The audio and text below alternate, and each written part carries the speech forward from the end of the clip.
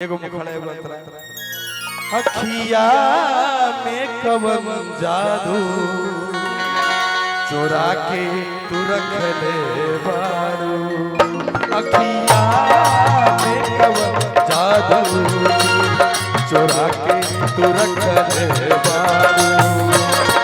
हम होश में नहीं बानी, हम होश में नहीं बानी, तू जहिया से पका ले बारू।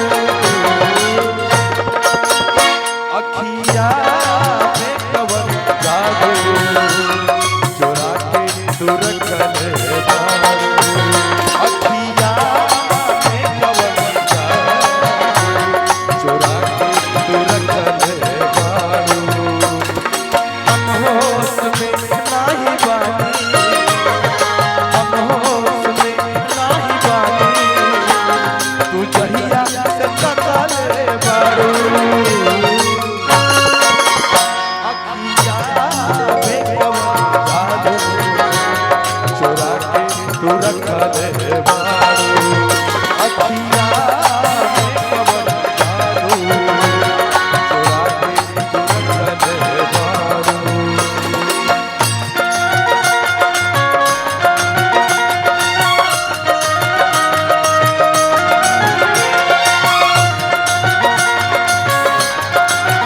बात से पागल कर दे बारू, पहिल के मुलाकात से।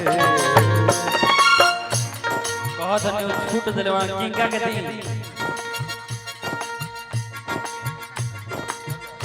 डॉक्टर साहब की तरफ से नागेंद्र जी आपको तहे दिल से धन्यवाद है।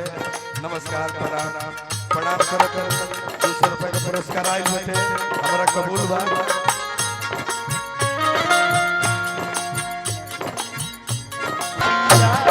में कवन जादू चोरा के तू रख ले बारू।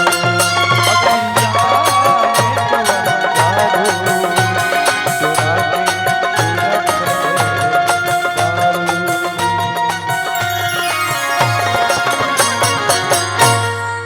छोटा सा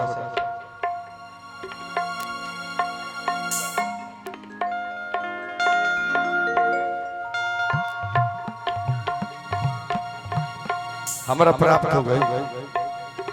भाई अपने बारे में बताए थे 1988 से हम गा रहे हैं, लिख रहे हैं। 36 साल हो गया भोजपुरी की सेवा में। मेरा पहला कैसेट जो हमारा पहला कैसेट निकल रहा है वो निकल रहा है 1988 से। 1988 से गावल और लिखल शुरू करनी, बाद में गवाही छोड़ देनी। जैसे कि कुछ यार प्रेमी लोग सिंदूर खिया दे बाबा जो है बैठे कबो केहू के देहल चीज झट से ना खाए, फट से चल जाला। और 1988 से सेवा में बनी 750 फिल्म हम कर चुकल, 22,000 गाना लिख चुकल बने, 3 बेर से विधायक हो गए। निर्दल भाई दल से ना, निर्दल पहला विधायक निर्दल। और आज भी रोल में सेवा में बनी।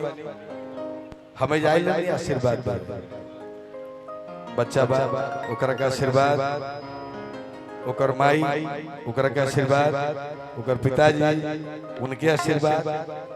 और दरवाजा तो ब्राह्मण के हो, हम क्षत्रिय हैं। और सेवा में हाजिर है। जब हम 10 रुपए में गाना लिखत रहे आ 2000 रुपए में गाना गावत रहे, तब वो है छूट के पैसा हम नहीं खेले ले आए। अब तो बढ़न हो गई, जौन भी पैसा मिलेला हम इसे लोग दे देले ऐसे कि कलाकार का रेट बढ़ेला, हे लोग के रेट ना बढ़े। कलाकार का रेट बढ़ जाए, हे लोग रेट ना बढ़े। यही से ये लोग प्रतनी